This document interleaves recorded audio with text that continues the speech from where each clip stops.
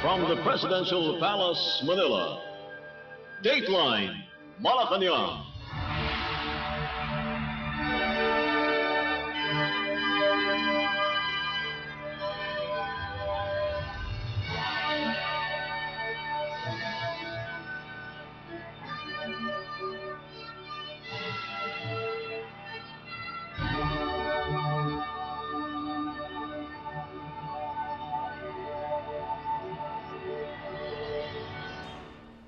Good day. This is Dateline Malacañang. Philippine President Ferdinand R. Marcos Jr. on Sunday personally led the newest segment of the Pasig River Urban Development Project, also known as Pasig Bigyang Buhay Muli or PBBM project, which is an initiative of the national government for the urban development of Manila and to revitalize Pasig River. In his message at the inauguration of Phase 1C, the President mentioned the importance of the project that aims to revitalize Pasig River and compare it to famous rivers in the world while maintaining its history. Phase 1C introduced a one-story structure with a roof deck along the Pasig River, featuring a 3-meter wide walkway flanked by leasable commercial spaces at the ground level and a combination of a walkway, bike lane, and viewing area on the roof deck. It will encompass over 30 commercial stalls equipped with modern amenities, including sewage treatment, individual electric and water meters, fire protection, and public restrooms. The structures will use renewable energy and promote other ecological practices aligned with the environmental protection and conservation strategies of the government. Accompanied by First Lady Liza Araneta Marcos, the chief executive said he envisions the famed waterway to become among the world's famous places for rest and recreation and the pride of Filipinos. Pasig River, according to President Marcos, reflects the unyielding resolve and bayanihan spirit of the Filipinos. Let's listen to the speech of Philippine President Ferdinand R. Marcos Jr. during the event. Once again, we gather at the banks of the historic Pasig River to be able to witness the inauguration of the Esplanade's newest stretch that is part of the ongoing Pasig Bigyang Buhay Muli project. 5 months ago, when we opened the first phases of this endeavor to the public, I made a declaration, a promise, that I am fully in on this project, and that the First Lady and I would also be among the foremost advocates and proponents for its completion. So our presence here now shows that we are making good progress on that promise, and that we are serious in ensuring that this project will reach its envisioned fruition. We are here at the inaugural site of Phase 1C to mark the completion of another 500-meter showcase area of the Pasig River Urban Development Project's Manila Old Downtown segment. The additional 250 meters development will connect the existing esplanade from Jones Bridge to Plaza Mexico and Fort Santiago in Intramuros. Consistent with the initial project launch, Phase 1C focuses on functional development that includes pedestrian-friendly infrastructure, commercial zones, and green spaces. It features leasable stalls that will house several food and retail stores, as well as walkways, bike lanes, and a boardwalk that will add vibrance and drive tourism and generate economic activity along the riverbanks. The structures within the project are also targeted to use renewable energy and promote other ecological practices that are aligned with our environmental protection and conservation strategies. So this is our continuing in our national agenda of a sustainable development, which will redound to the benefits of generations to come. After decades of neglect, let us witness the revitalization of our beloved Pasig River. A river that will look and feel like the famous waterways across the world, and that we see the Seine in Paris, the Thames in London, the Chao Phraya in Bangkok. But Pasig River, unlike any other, it has its own stories, its own lessons, and its heritage to tell. It reflects the unyielding resolve of the bayanihan spirit of the Filipino. Bringing the Pasig River back to life mirrors our ongoing journey towards a brighter future for our country. How well we do here will reflect our efforts in other areas of the country and how successful we are at improving and leaving the country a better place than we found it. Rest assured that apart from our enthusiasm and optimism, the First Lady and I will provide all our support and commitment to the completion of this project, and hopefully in 3 years' time, that will be our goal. Concerned government agencies and our dear partners in the private sector have worked tirelessly to complete this project just as how we have envisioned it. The collaboration of the DSUD, member agencies, Interagency Council for the Pasig River Development, the City of Manila, and the excellent upkeep of the showcase area since it opened it's to the public in January. Thank you for the dedication to the project. Coupled with this is an appreciation and a reminder to sustain the cleanliness, the beauty, the security of the esplanade, to ensure that this whole project will be finished within the target time frame that we have put. So let us keep up the pace and the hard work and ensure that the Pasig River becomes a place of rest, recreation, and pride for our people and our country.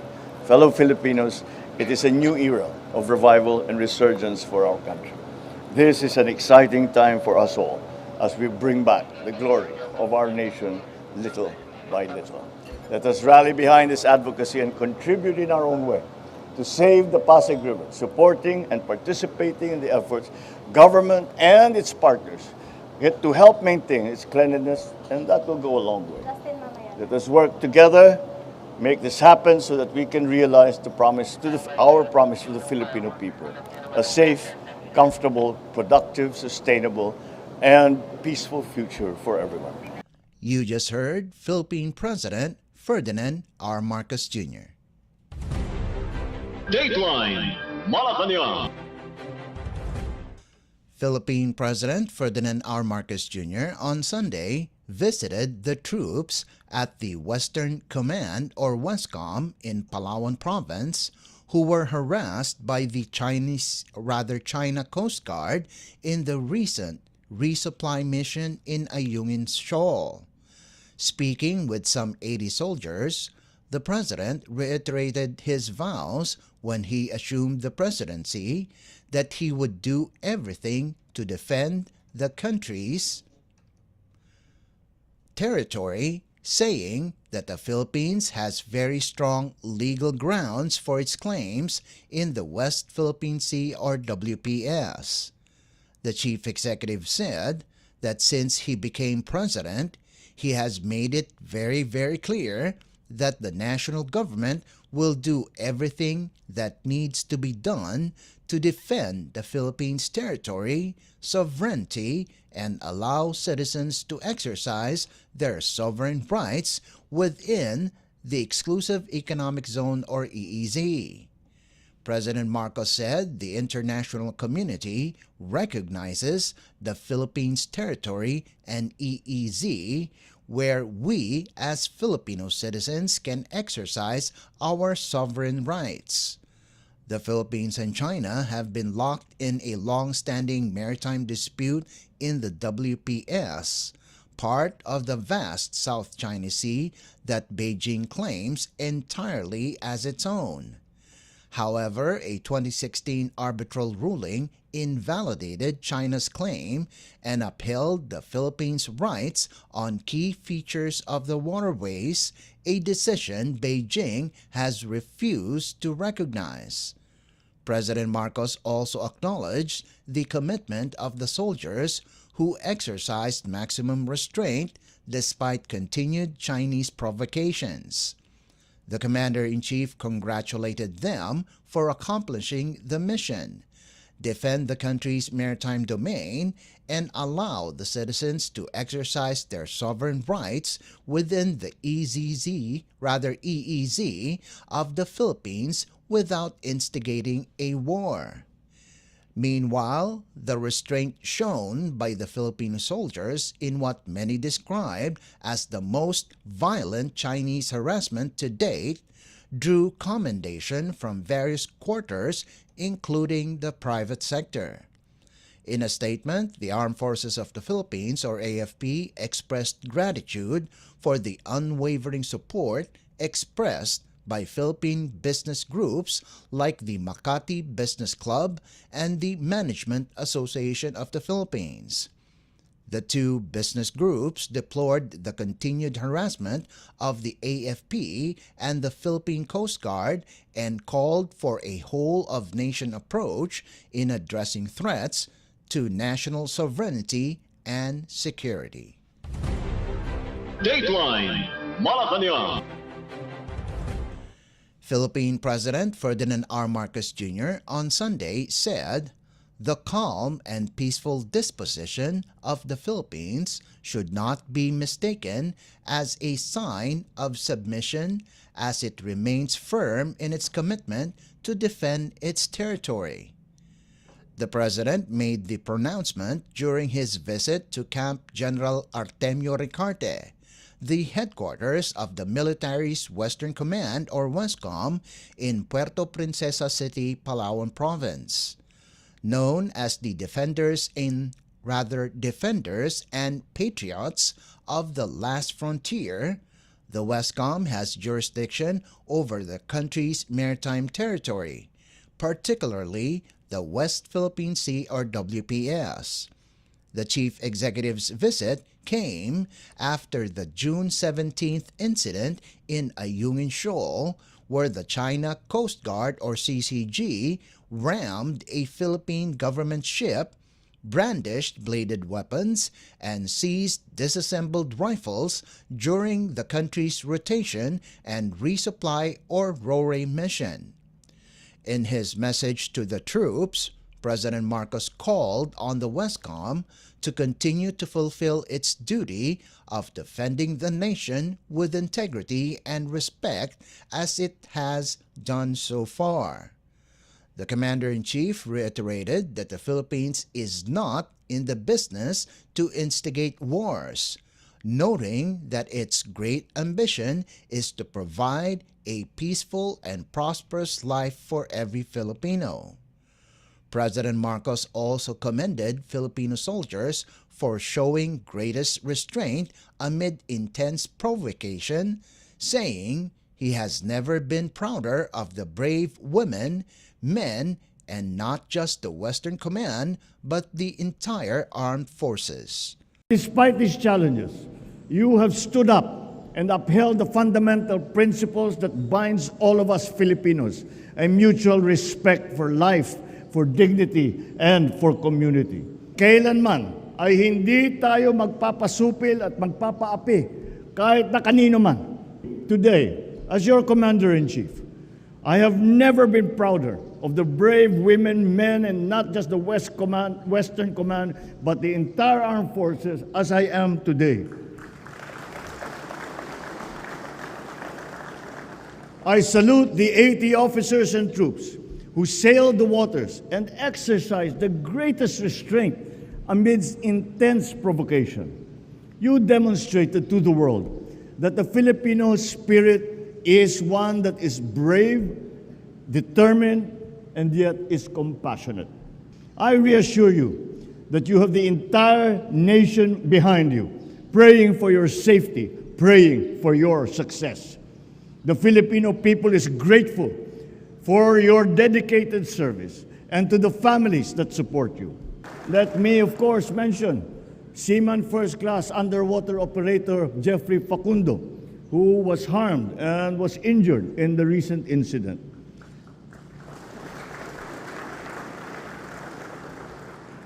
So as we award these medals, we remember that on June the 17th, we made a conscious and deliberate choice to remain in the path of peace. The government will continue to provide all your needs and look after your welfare and your family's welfare. Kayo ang halimbawa ng isang bagong Pilipinas. Kayo ay isa sa aming inspirasyon para lalo pang pagbutihin ang aming sinumpang tungkulin. President Marcos also led the awarding of the Order of Lapu-Lapu with the rank of Kamagi to the 79 Filipino soldiers involved in the incident, while the Order of Lapu-Lapu rank of Kampilan was given to the injured Navy seamen. The Order of Lapu-Lapu is conferred on officials and personnel of the government and private individuals in recognition of invaluable or extraordinary service in relation to a campaign or advocacy of the President. President Marcos assured them that the government would continue to provide all the military's needs and look after their welfare as well as their families. Dateline Malacañang. In other news, Malacañang over the weekend said that Philippine President Ferdinand R. Marcos Jr. has officially declared October 30th of every year as National Day of Charity, as part of the administration's commitment to promote and uplift the lives of every Filipino under a Bagong Pilipinas or New Philippines. Under Proclamation number 598, signed by Executive Secretary Lucas Bersamin on June 13th. The President said Bagong Pilipinas as the overarching theme of the administration's brand of governance and leadership calls for deep and fundamental transformations in all sectors of society and government, and visions to emphasize compassion, solidarity, and social responsibility among Filipinos. Under the two-page proclamation, the Chief Executive tasked the Philippine Charity Sweepstakes Office, or PCSO, with leading the planning, coordination, and supervision of the annual observance of the National Day of Charity, as well as identifying the programs, activities, and projects for the celebration. The proclamation highlighted the PCSO's dedication to fulfilling its mandate through the provision of medical services, the conduct of free medical and dental services, the establishment of an outpatient clinic, and its partnerships with qualified government and non-government welfare institutions and/or agencies that promote the well-being of the marginalized sectors of society. All government agencies and instrumentalities, including government-owned or controlled corporations or GOCCs, financial institutions, and state universities and colleges or SUCs, are directed and encouraged to participate in the observance of the National Day of Charity. Likewise, all local government units or LGUs, non-government organizations, and the private sector are directed to do the same. President Marcos cited Section 9, Article 2 of the Constitution, which mandates the promotion of a just and dynamic social order to ensure the prosperity and independence of the nation and free the people from poverty through policies that provide social services, promote full employment, and improve the standard of living and quality of life for all. Dateline Malacañang. Philippine President Ferdinand R. Marcos Jr. formally reduced the tariff rate on rice from 35% to 15%, under Executive Order or EO number 62, signed by Executive Secretary Lucas Bersamin on June 20th. Also orders the modification of nomenclature and tariff rates on various products to ensure continuous supply of goods and to protect the purchasing power of Filipinos. By using the EO, the President acknowledged the need for a new multi-year and comprehensive tariff schedule that will provide transparent and predictable tariff structure. The new tariff schedule, the Chief Executive said, will also allow businesses to engage in medium to long-term planning to improve productivity and competitiveness, facilitate trade, and enhance consumer welfare.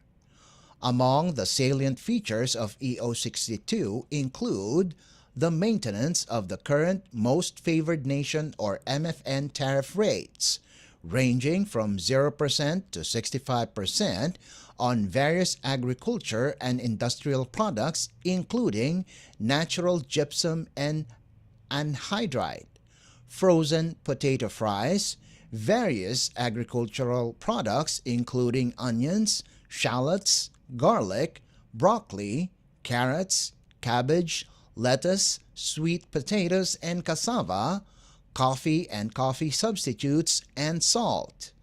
Upon effectivity, the comprehensive tariff schedule will be followed until December 31st of 2028.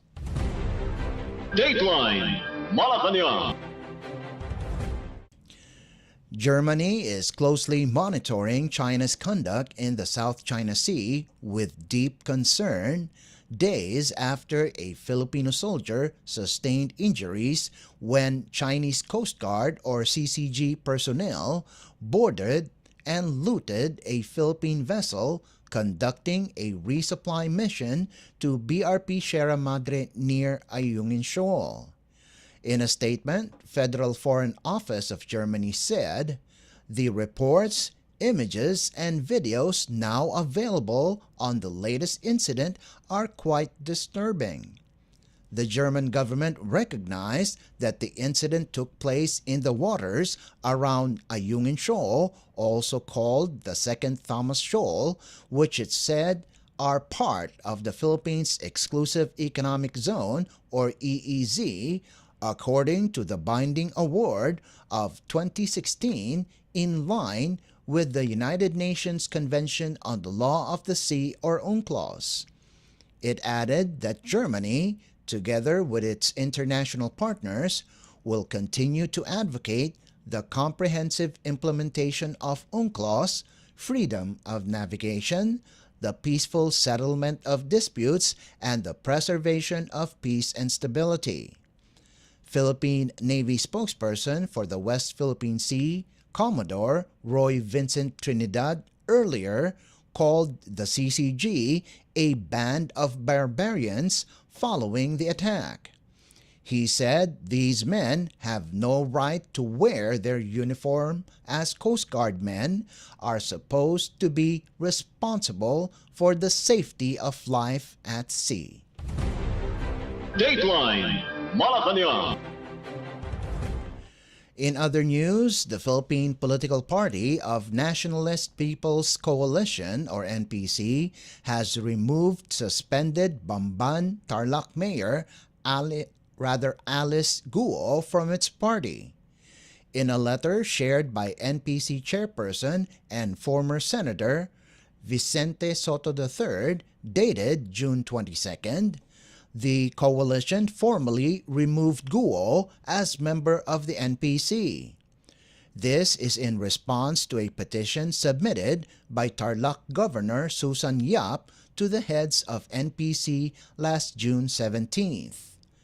Based on Soto's response, NPC will not tolerate anything against the law or any wrongdoings by any of its members that will put the principles of the party into uncertainty.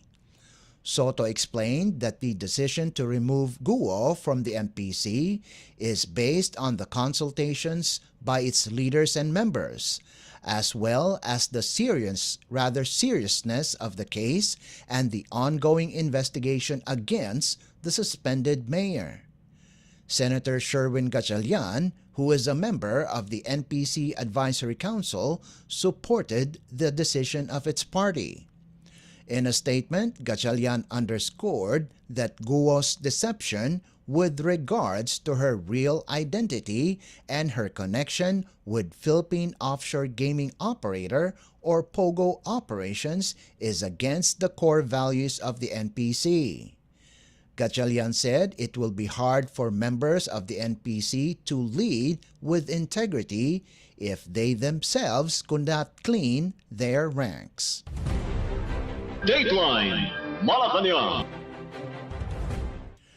And finally, 4 Filipino nationals returned to the country, following their deportation from South Korea due to illegally working there.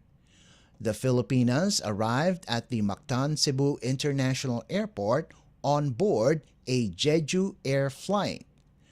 According to the Bureau of Immigration or BI, Korean authorities detained the Filipinas for overstaying, as their tourist visas have already expired, and for working there without corresponding permits. The BI said the Filipinos were offered to work in South Korea by a Filipino recruiter using Telegram and instructed them to meet a certain Korean who promised to fix their documents. The victims were also promised to be compensated 80,000 pesos a month as salary. BI Commissioner Norman Tansinco warned the public against these unscrupulous individuals and only apply through recruitment agencies registered with the Philippine Overseas Employment Administration or POEA. Dateline Malacañang. Before we conclude our program, Radyo Pilipinas World Service of the Presidential Broadcast Service is heard over the following shortwave frequencies: 15.640 MHz, 17.820 MHz, and 12.010 MHz. You can also visit our Facebook page and YouTube channel at Radyo Pilipinas World Service. You will be able to hear and view our Filipino and English programs, including news updates here in the Philippines. Kindly subscribe, like, and share our posts as well. And that concludes this edition of Dateline Malacañang. For Radyo Pilipinas World Service, this is Leo Magpayo. Good day and stay safe. From the Presidential Palace, Manila, Dateline Malacañang.